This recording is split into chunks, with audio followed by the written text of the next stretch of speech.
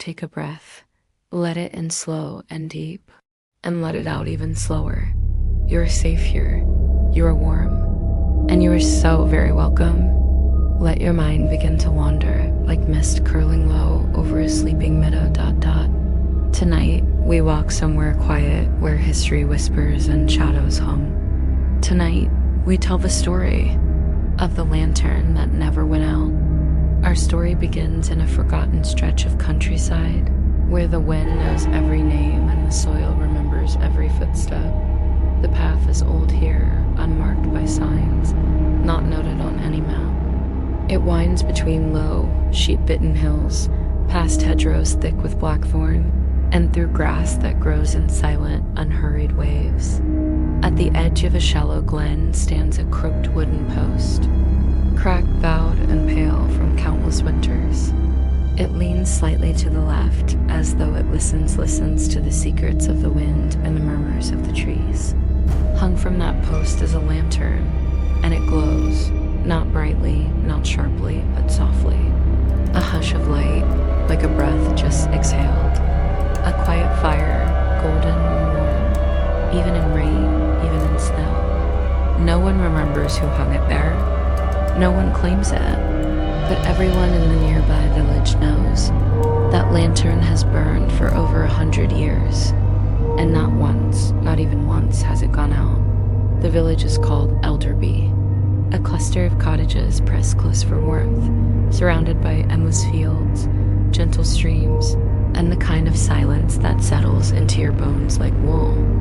In Elderby, stories are passed down like recipes in mornings, and everyone knows about the lantern. The children are told not to touch it. The elders murmur blessings when they pass it. Travelers ask about it in hushed voices at the inn, after dusk has fallen and the fire is low. They say the lantern was first found one morning after the great fog that rolled in so thick, people couldn't see their hands in front of their faces. That night, old shepherd Marin had gone out to check his flock, and never returned. At dawn, the fog cleared. The sheep stood silent and still in a ring around the post. And there, swinging gently on a hook that had not been there before, hung the lantern, lit. Its light warmed the ground in a perfect circle, and right at the center of that circle, the grass had never grown again, not in 100 years. Just bare earth cracked like a whisper. Close your eyes now, and imagine standing before that post. Feel the night wrap around you like velvet. Feel the hush in the air, the kind of hush that comes just before snowfall or just after a lullaby. The lantern's glass is slightly smoked, rimmed with iron so old it flakes at the edges. Inside, the flame dances slowly as if underwater. You see no fuel, no wick, no sign of heat, yet you feel the warmth. And beneath the lantern, twisted through the soil, roots, gnarled and black, they press upward like fingers, as though something is trying to rise or trying to hold something down. Over time, the stories grew. Some said the lantern guards the shepherd's bones, that he died in the fog, heart stopped by fear, and the light burns to remember him. Others speak more darkly. They say the shepherd didn't vanish. He changed, that he became something not quite man, not quite shadow, that the light is not a memorial but a barrier. A few of the old farmers claim to have seen something move near the post on nights when the moon is gone, a shimmer just at the edge of vision, like heat over stone. One man, drunk on mead and foolish enough to step into the circle, said he felt something cold grip his ankle, and when he stumbled out, his foot was caked in frost and ash.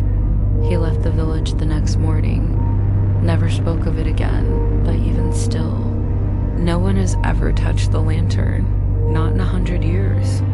Once a priest tried, a young man from the abbey full of scripture and fire. He came with holy water and rosary, proclaiming loudly that he would banish whatever dwelled beneath that glow.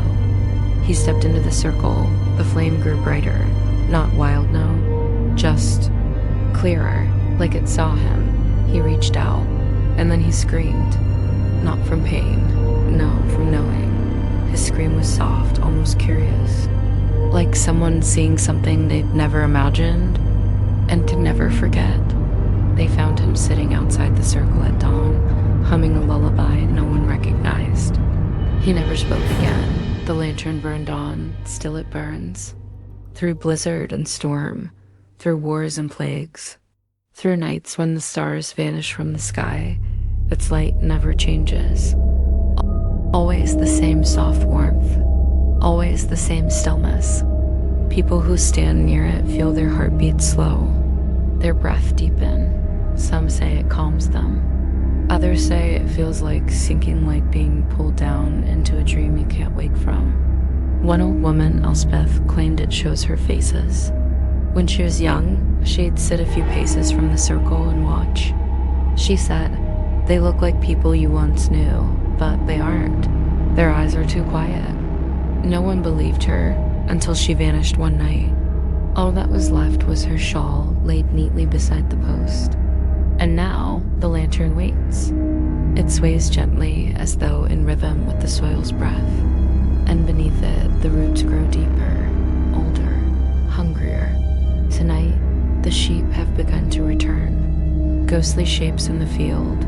They stop just outside the circle. They don't make a sound. They only watch the light. Their eyes reflecting gold. And above them all, the lantern burns. And beneath them all, something listens. Settle in once more. Let your shoulders fall. Let your breath lengthen. Let the stillness return to your limbs. The night is quiet again, but the lantern still burns. The village of Elderby is not like other places. It exists slightly out of time, half lost behind thick hedges and sleepy hills. Most days go gently, filled with the soft murmur of sheep, the rhythm of bread rising, and the creak of old doors that never quite shut. But in the weeks following the last frost, something changed. It started with the soil. One morning, the baker, Mr. Heinley, came to gather herbs from his little patch behind the shop. He crouched to pull mint, but as he touched the earth, his hand recoiled. The soil was warm, not sun-warmed, not from above. From beneath, he pressed his hand down again, deeper this time. The warmth pulsed like a low heartbeat, and mixed in with it, a strange scent, not rot, not ash, not even spice, something older. Bitter and cold and sweet all at once, like an ancient perfume sealed for centuries and just now released. Others began to notice similar oddities.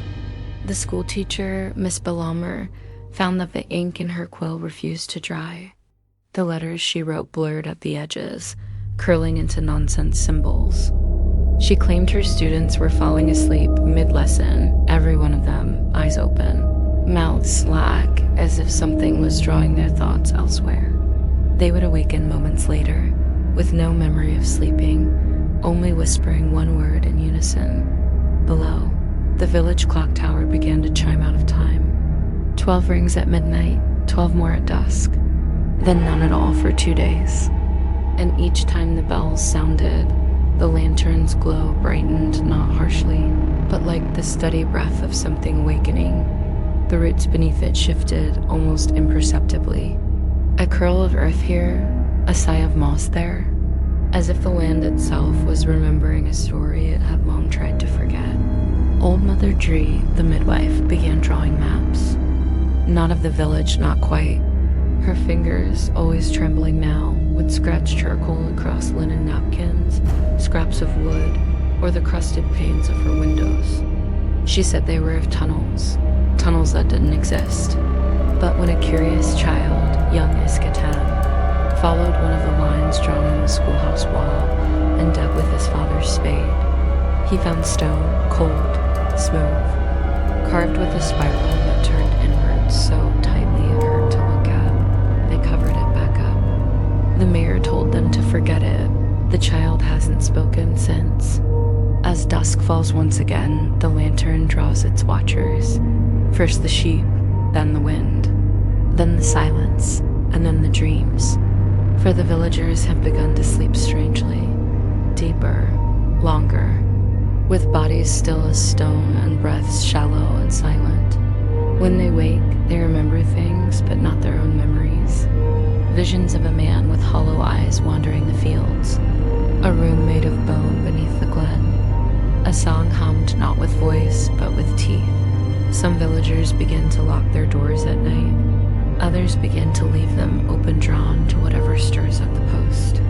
They stand in the fields, unmoving, eyes half closed, breathing as if listening, as if waiting for a voice just beneath hearing, and always the lantern sways, never blown, never dimmed.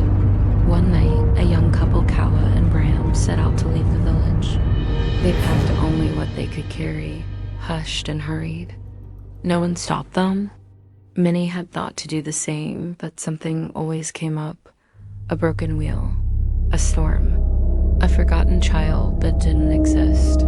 But this time, they made it past the southern hill, past the stone boundary marker, past the ring of hawthorn trees, until they didn't. A riderless horse arrived back at sunrise, Kala's scarf caught on the saddle horn, Bram's boots dangling in the stirrups. No blood, no bodies, just the scent again, bitter and cold and sweet. By the time midsummer came, the villagers no longer questioned the lantern.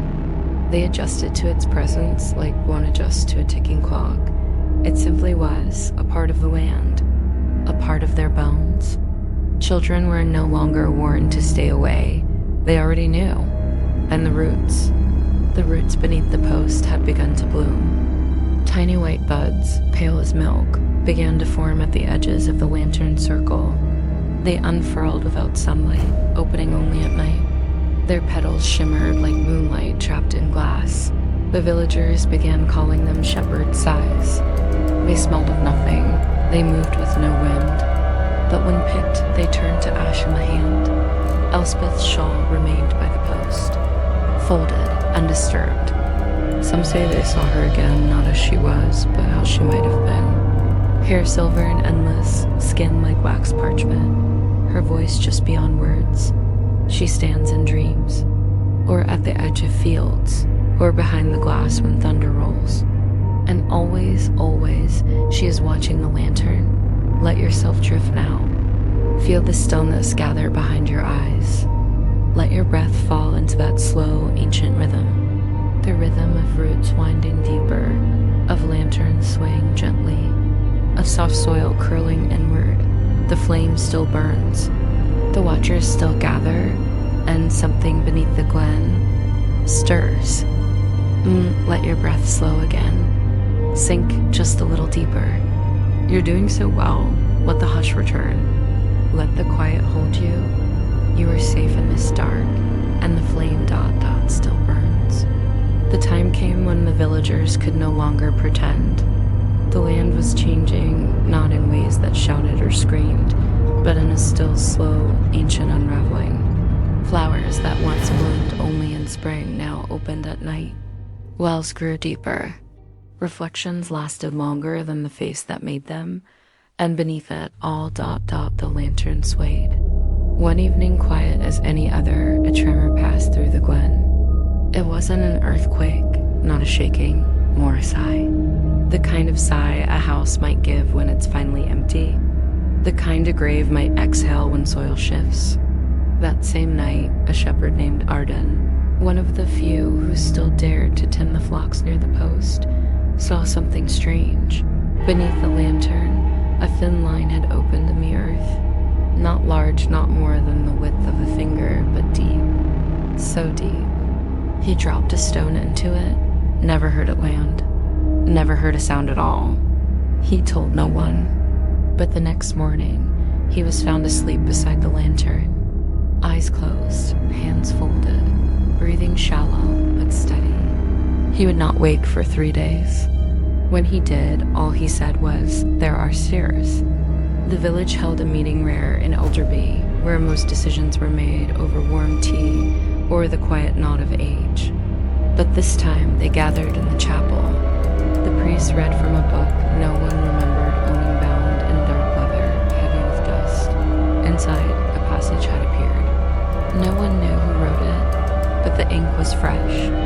It spoke of the lantern of Severin and the chamber of roots, and a pact made beneath the soil when the veil between breath and bone was thin. No one understood the words, but everyone understood the feeling. The thing beneath the lantern was waking. 3 villagers volunteered to investigate the crack in the earth. Not brave ones, just those too tired to be afraid anymore. Erin, the gravedigger, Mael, the beekeeper, and Lynn, the smith's daughter. They waited until the moon was high, until the sheep had backed far from the glen, until even the lantern seemed to hold its breath. Then they stepped into the circle, and the light welcomed them. It grew brighter, not harsh, but clearer, like it had been blurred by fog for a century, and now, finally, the glass had wiped clean. The ground beneath the post gave a soft groan. The roots pulled apart, and there, beneath them, was a stone ring, and in the center of the ring, a spiral staircase descending into black. Down they went, step by careful step.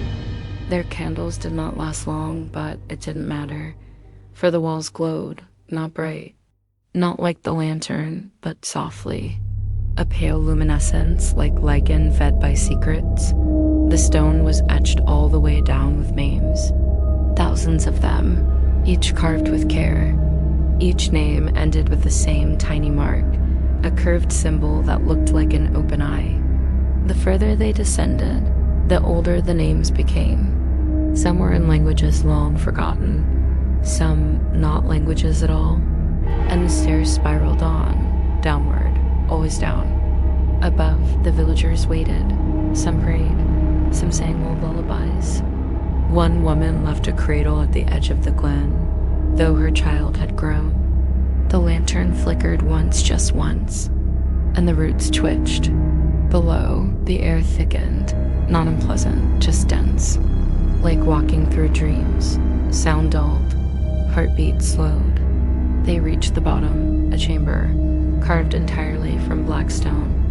Smooth, seamless, in the center, a platform, and on it, a pedestal. And on the pedestal, a second lantern, unlit, and all around the walls lined in a perfect circle faces. Not sculptures, not paintings, faces, dozens of them. Frozen in stone, as if caught in sleep, eyes closed, mouths slightly open. One of them looked just like Elspeth. Lynn stepped forward. Her candle had gone out long ago, but still, she carried warmth in her chest, like a memory not her own. She touched the unlit lantern. It was cold, but it pulsed under her palm. Mael whispered, "It's waiting for something." Erin, who had dug more graves than anyone in Elderby, knelt. He placed both hands flat on the stone and said, very softly, "We're the offering." In the world above, the roots began to rise. Not upward, inward, coiling around the old lantern, winding into it like veins returning to a heart. And then, without wind, without sound, the flame went out. For the first time in 100 years, the glen was dark. But below, in the chamber, the unlit lantern sparked, not with fire, with memory, soft at first, then brighter. It illuminated the faces, and one by one, their mouths closed. The pedestal began to rise, and the spiral opened wider.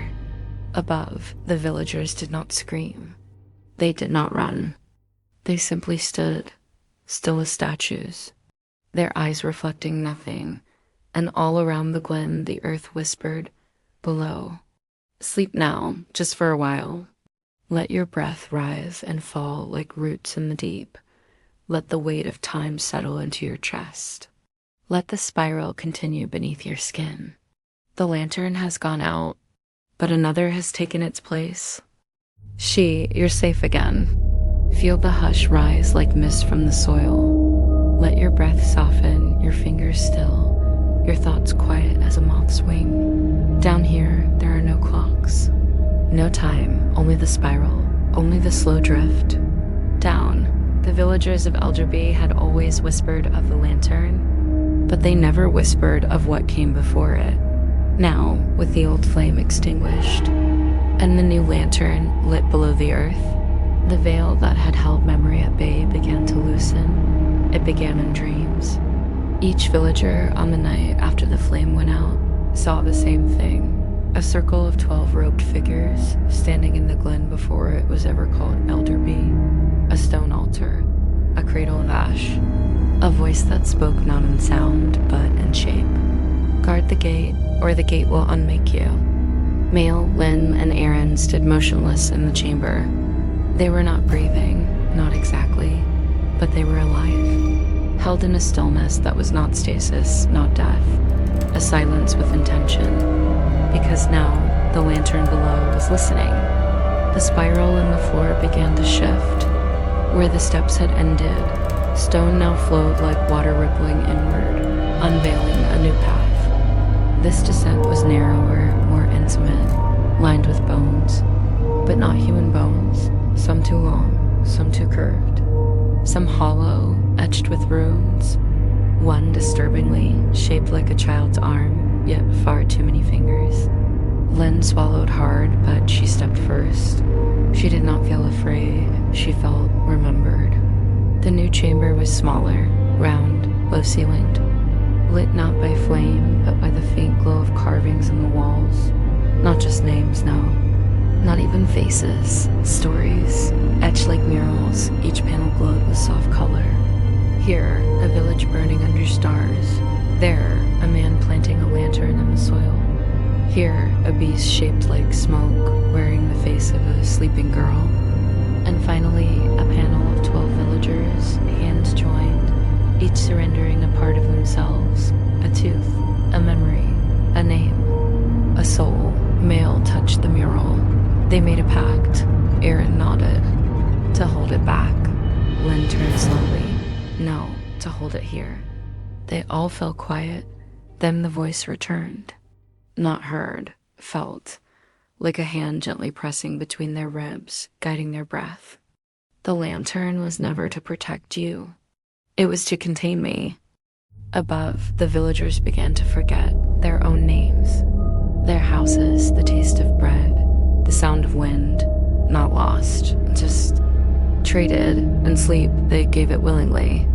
Their identities, old pains, memories of light, each offering something precious, whispered to the soil beneath their floorboards, and below.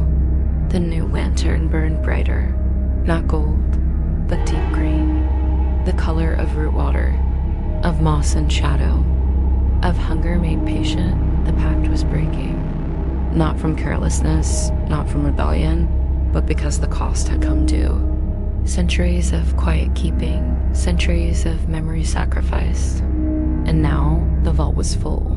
Lynn fell to her knees, not in pain, not in fear, but because she remembered, not her life, but many.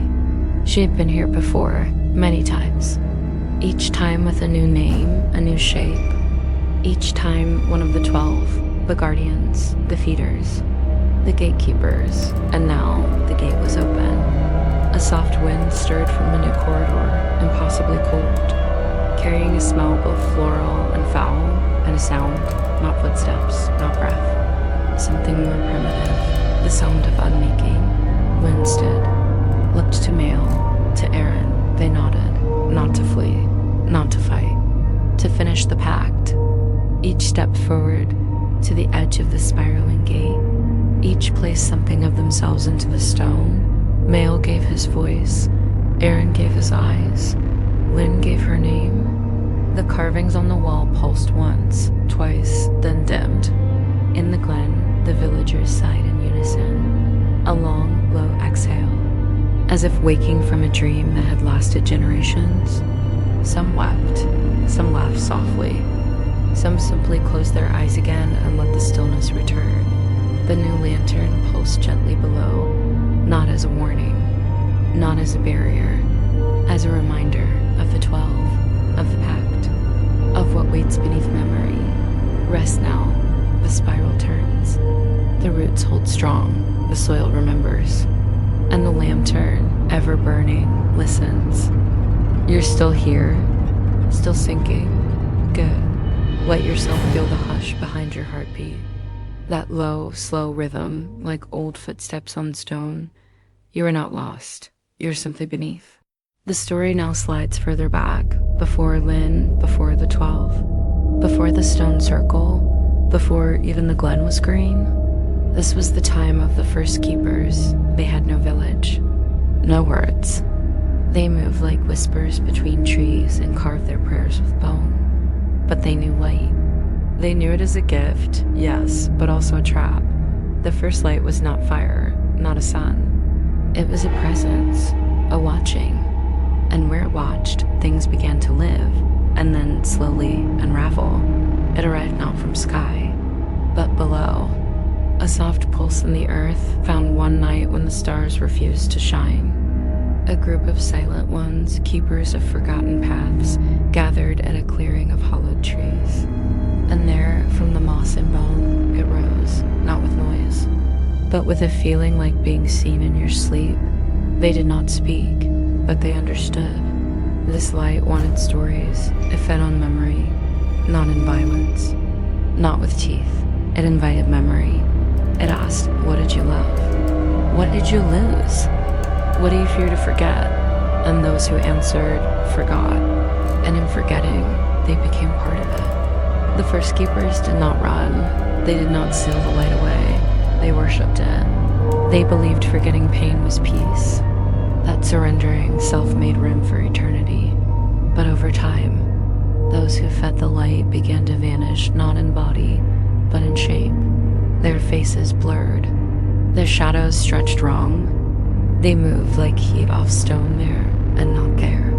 They no longer spoke, not because they chose silence, but because they had no names left to say.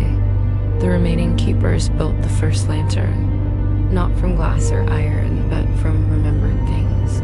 A grandmother's lullaby, the scent of rain on wool, a child's first drawing. Pressed in ash, they bound these memories together and shaped a vessel, a cage for the light, a home. And the light accepted, not defeated, not trapped, but lulled. So they placed the lantern beneath the roots of the glen, where the soil was oldest, and they passed down one rule: do not feed the light what you still need. Generations passed. The keepers became villagers, the villagers became stories, and the lantern remained, swaying, glowing, gently waiting. Each century, a few would descend, to renew the pact, to gift a memory they were ready to forget, a lost love, a name they no longer said aloud, a song too sad to sing again. The light would feed, the land would sleep, and so the balance held, until someone gave it too much.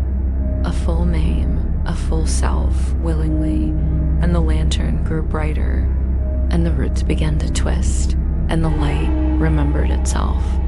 That someone was named Severin, a bard with a voice so soft it was said flowers leaned toward him in silence. He came to Elderby as a guest, but he left as part of the pact. He loved someone who had already given their soul to the lantern, and he wanted to follow, so he descended. He sang his name into the stone, and the light welcomed him. The next day, the lantern above the glen began to glow for the first time, and it has never gone out until now. Back in the present, Male could hear music, not with his ears, he had given those, but with the bones in his chest. A lullaby, half remembered, played on an instrument that never touched wood or string. It came from below, from far below, deeper than the spiral, deeper than memory, and the path had opened again. Len was the first to descend this time. The steps were warm, not from fire, from breath, as though the stone itself was exhaling. The walls changed, no longer etched in names or murals.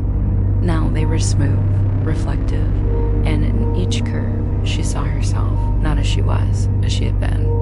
A child beneath oak trees, a sister with ash on her cheek, a girl with a name once whispered in a lover's ear. Every reflection faded as she passed. She did not stop. She did not cry. She simply let go.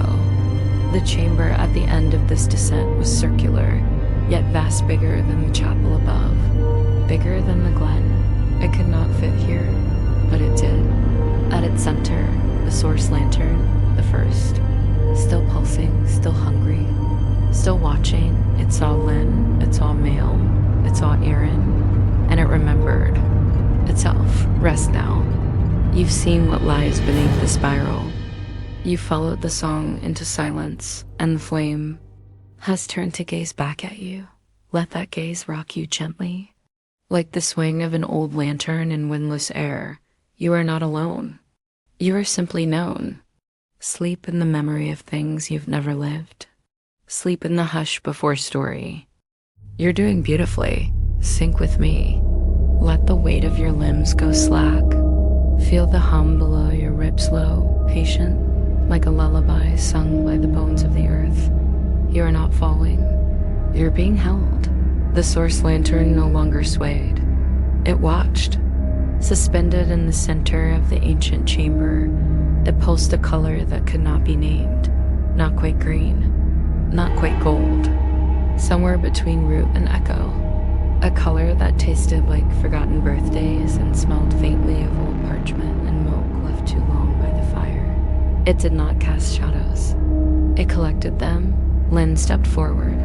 Her body moved calmly, yet her mind drifted in wide, soft arcs like leaves circling a still pond. She did not need to ask questions now. The lantern was already answering.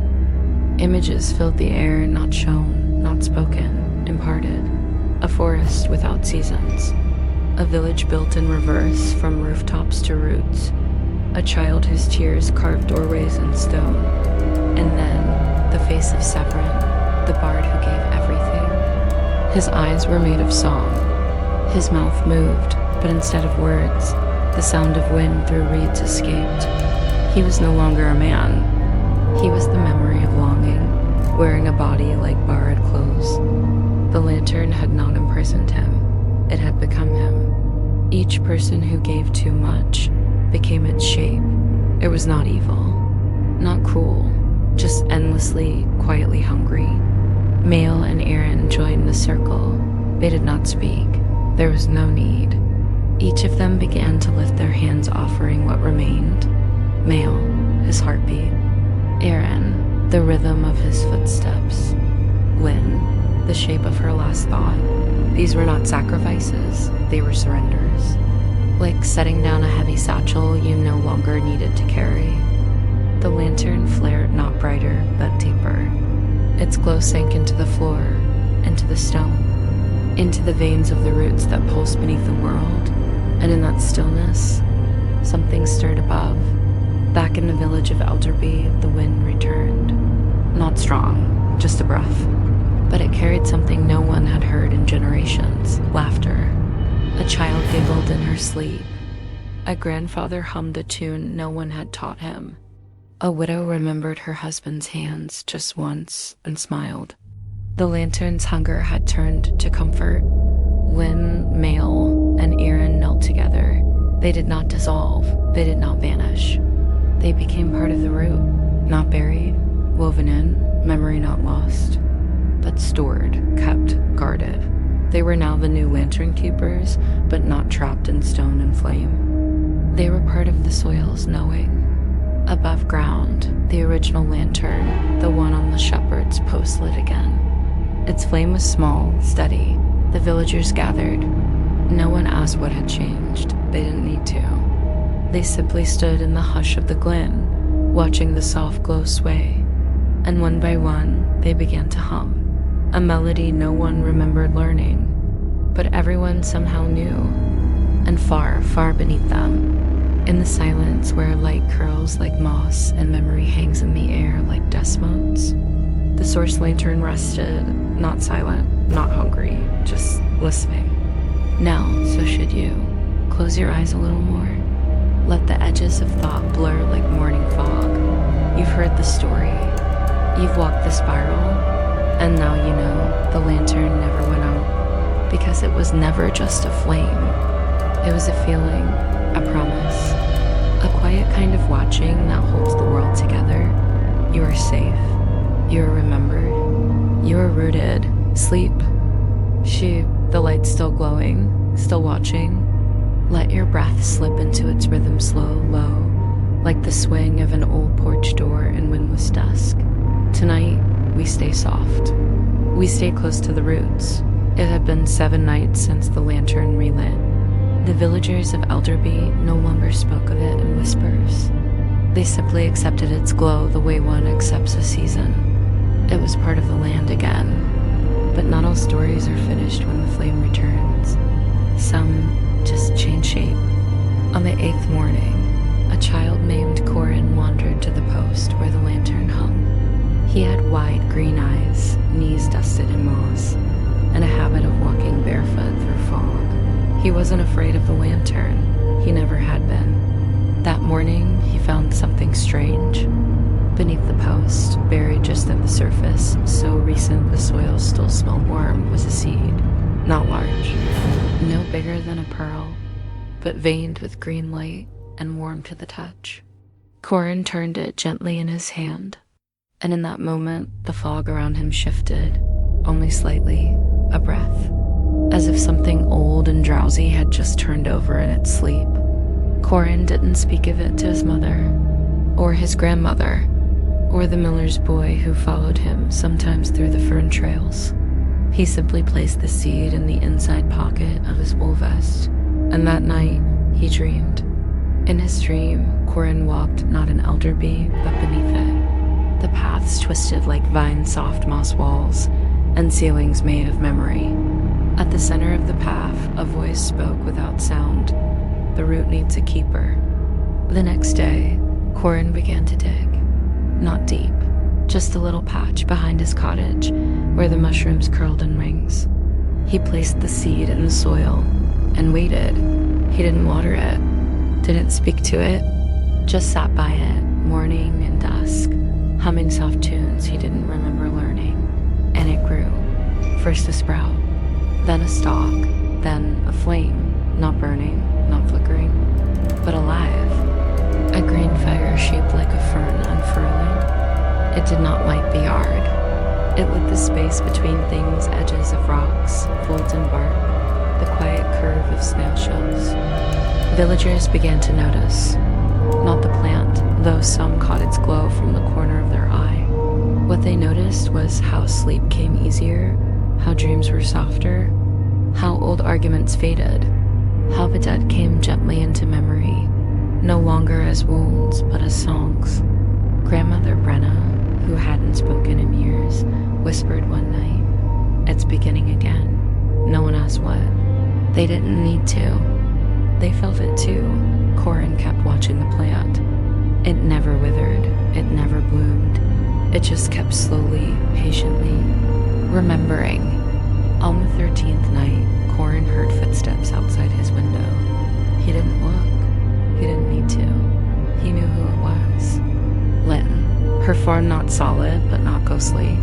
She stood in the glow of the plant, her eyes quiet, her voice like wind under a door. "You found the seed?" she said. Corin nodded. "You will need to choose," she added.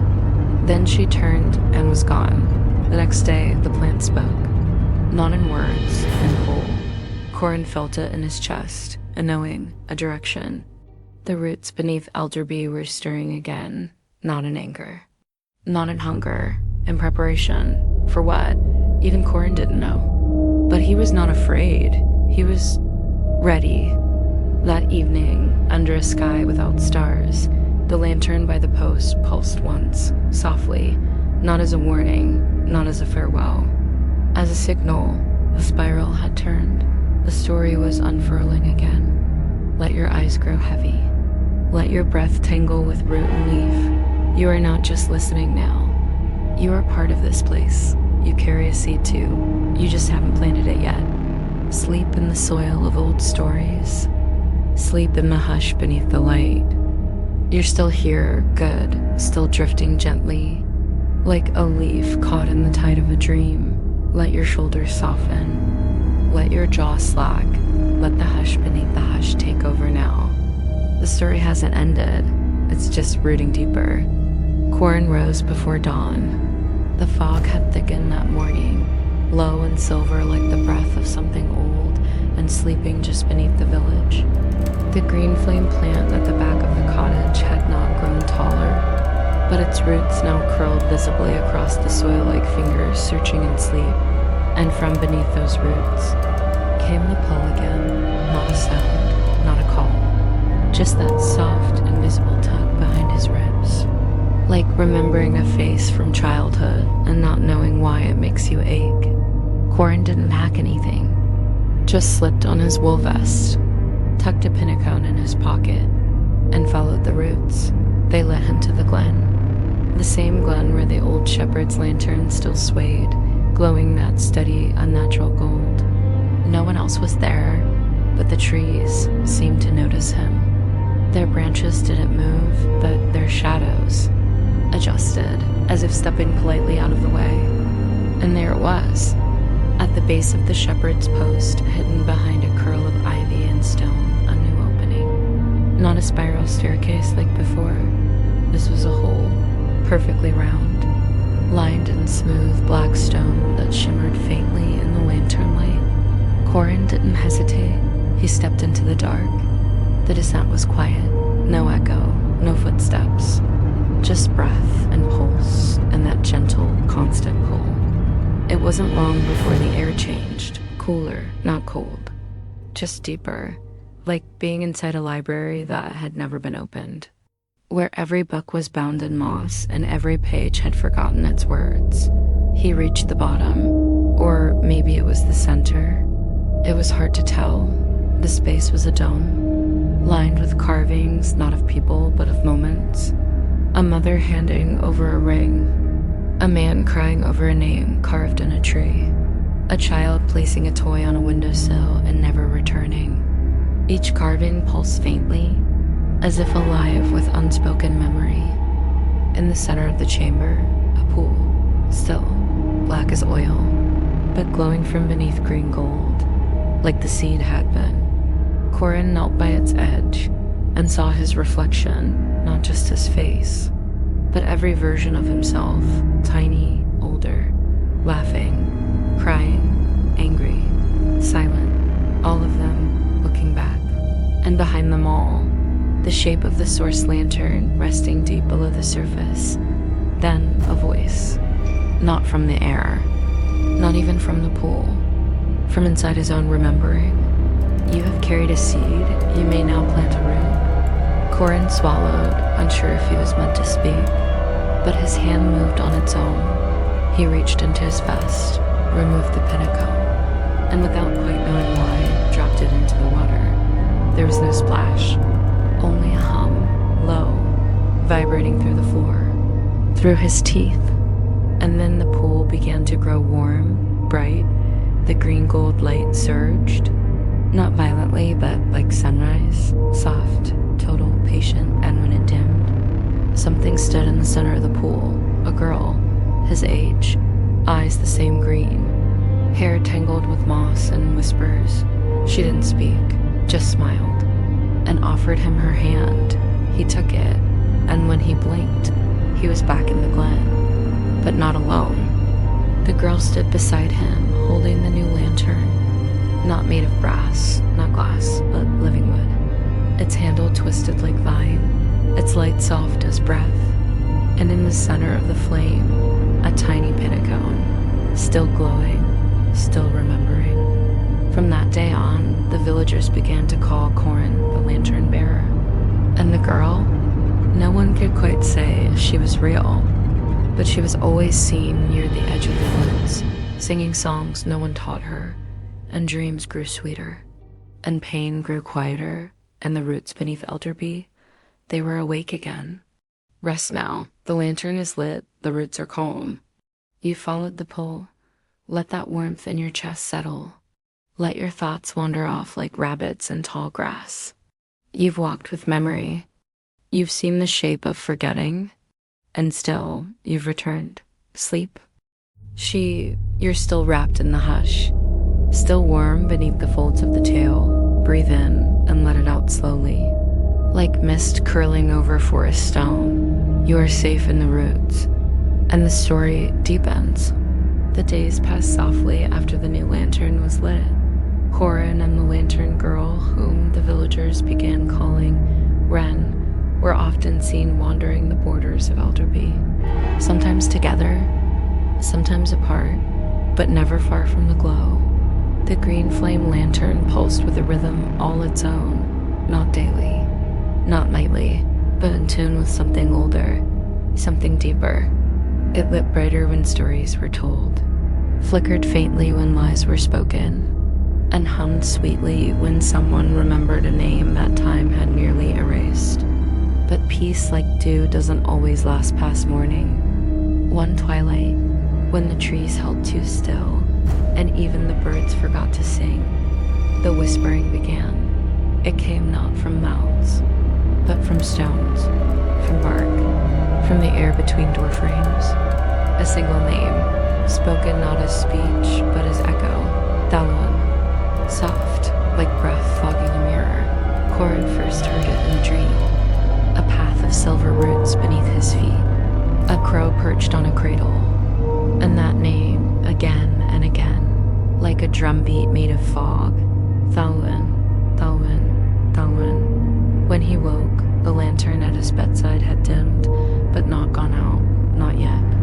Wren was already waiting by the forest edge, her face pale, eyes wide but calm like someone watching a storm far off at sea. "You heard it?" she asked. Corin nodded. They walked in silence for a time. The path wound deeper than they had ever gone, past the lodge trees, past the moss gates, into the silent grove, a place Elderby's maps pretended didn't exist. There, carved in a hollow of stone and vine, they found the first sign, a symbol, burned into bark, not drawn etched with heat. It twisted like a root curling around a scream. And beside it, something that made Wren step back, a feather, long, black, slick with shadow. It hissed when touched by the lantern light. Corin turned to speak, but the woods had grown strange, thicker, darker, the silence too complete. And from behind a tree, not walked from, but peeled out of the air, came a voice, low, restive. Children should not carry flames they don't understand. The figure stepped forward, not tall, not twisted, just wrong. Wearing a tunic that shimmered like beetle shell, eyes hollow as a well in winter. Its mouth was stitched, but still it spoke. Thalwyn returns, and the root has forgotten it's dead. Wren held up the lantern. Its flame did not flicker. It flared. The creature hissed not in pain, but in memory. "I was the first," it croaked. "The root drank from me and left me hollow." It lifted a hand, slow as frost. "Now I drink back." The roots at their feet quivered, not alive, but remembering too much at once. Corin stepped in front of Wren, not brave, just steady. He held the lantern high and spoke a name, not Thalwyn, not his own, but one the source lantern had whispered to him in his sleep. "Rowan." The air trembled. The creature paused. Its stitched mouth smiled somehow. Then it vanished, melted into bark, into moss, into the folds of silence. And the whispering stopped, for now. Back in Elderby, the villagers felt it. A cold thread pulled tight through the center of their sleep. A door they had forgotten was now slightly ajar. Corin and Wren returned to the glen. They did not speak. The lantern between them glowed, and somewhere beneath the soil, the source lantern pulsed, like a heart that remembers both wounds and promises. "Now hush, wanderer. The trees are holding their breath. The stones are quiet again for tonight. But you may let go. Let the name fade from your thoughts. Let the light soften behind your eyes. You've walked where most never dare. Heard what the soil keeps secret, and still, you've come back. Sleep." She slid back into the hush, that deep forest stillness where only breath and memory drift. The shadows are gentle here, and the light always finds you. You're safe, tucked inside the folds of the tail. Let's return now, to moss-covered glens and the sound of paper just barely turning. The morning after the name Dallin echoed through Elderby, the village awoke changed. Not broken, not cursed, just quieter. The birds waited longer to sing. The wind no longer creaked the shutters, it tapped them politely, and sleep came with strange images, always of a lantern, but not the one in the glen, a different one, older, walking without hands. Flickering behind closed eyes, Corin couldn't shake it. He saw it in puddles, in the shine on spoons, in his dreams walking softly through corridors he'd never seen, yet somehow remembered. It was Wren who brought the clue. An old, iron-ledged book she had uncovered in the cobbler's attic, dusty, leather-bound, with no title. Just a sigil on the front, a lantern woven in roots, and when opened, a faint smell of lavender and ash. Inside, the journal of an alchemist named Darylyn of Mirestone, a name Elderby hadn't spoken in over 200 years. Her handwriting looped like vines, gentle, measured, but as the pages turned, the tone changed, softer at first, then hurried, then erratic, each page humming with that strange weight only truths too long buried can carry. One entry read, "The flame listens. It speaks in flickers.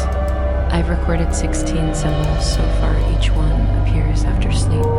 Another, "Last night I watched it walk again. It passed through my dreams, but left footprints by my hearth. They were wet." And the last entry, "I sealed it in the third hollow. Beneath stone, beneath story. If you are reading this, do not carry the flame alone. The root always remembers. But memory is not always mercy." Wren looked up, her fingers trembling slightly where they held the fragile page. Corin whispered, "Third hollow." Wren nodded. The old blacksmith's well. It was the third of 3 hollows carved for fire rituals, when Elderby still followed the root ring.